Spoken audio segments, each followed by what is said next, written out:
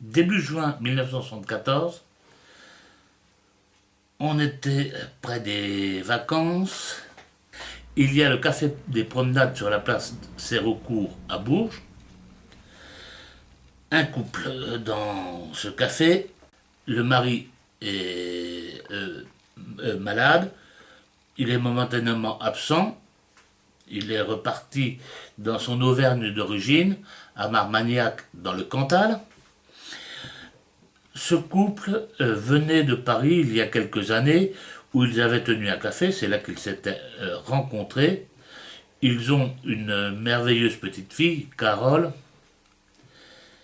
et Carole part à l'école, on ne la reverra plus. Si on retrouvera son corps dans le Val d'Oron, à l'époque ce n'était pas le fameux lac, c'était une petite rivière.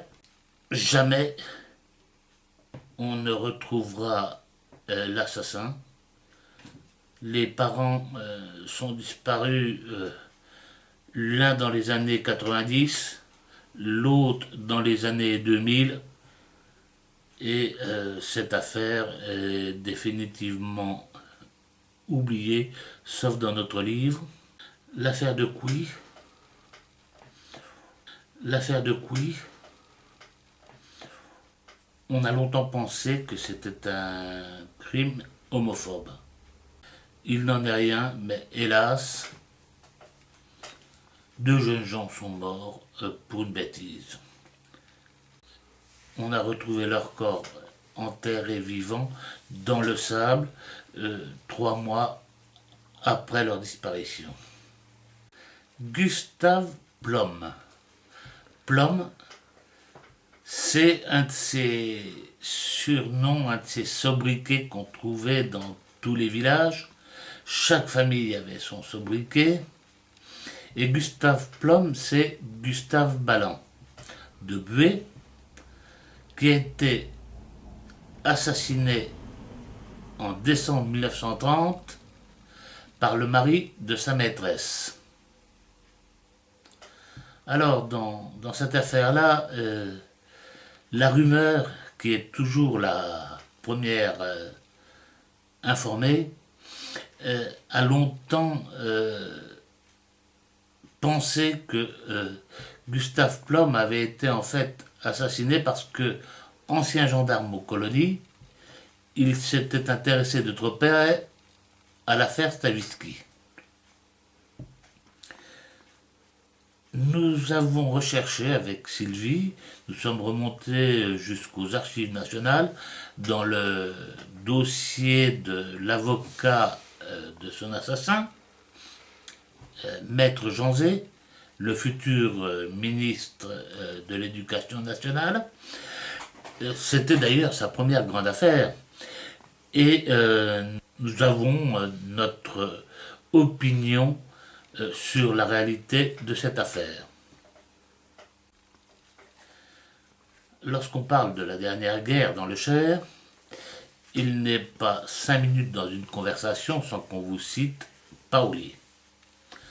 Paoli, c'est un jeune homme né en 1921 à Aubigny, qui était commis de perception, brillant parce que ambitieux.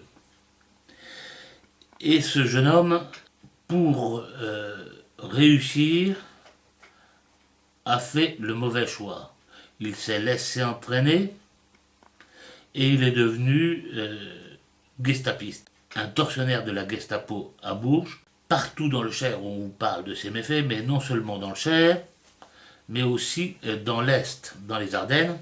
Il sera jugé 2 fois, condamné à mort 2 fois, une fois à Bourges, une fois dans les Ardennes, et exécuté. Alors ça, c'est la première affaire que nous évoquons, mais nous évoquons en fait de nombreuses affaires autres. Ce sont les nombreux maires adjoints engagés dans la vie sociale ou politique qui ont été assassinés. On a quelqu'un à Saint-James, maire de Feu, qui a échappé à un attentat, le maire de Groise, le maire de Prilly, tous d'ailleurs, sauf le père de Jean-Marie Paviot, à Civray, sont dans la zone qui était dite occupée.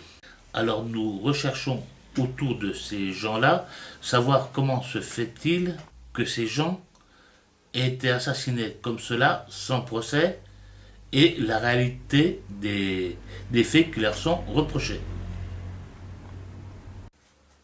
Au sortir de la Révolution, nous avons parlé de Moru, mais on peut parler aussi de Jarriol. Jarriol, c'est l'autre auberge rouge. Et pourquoi je mets en parallèle les deux affaires? Parce qu'il est probable que les auteurs appartiennent à la même bande. Les auteurs, je veux parler des fameux chauffeurs d'orgeat qui avaient des complices dans le Berry. Peut-être même certains berrichons étaient membres de cette bande.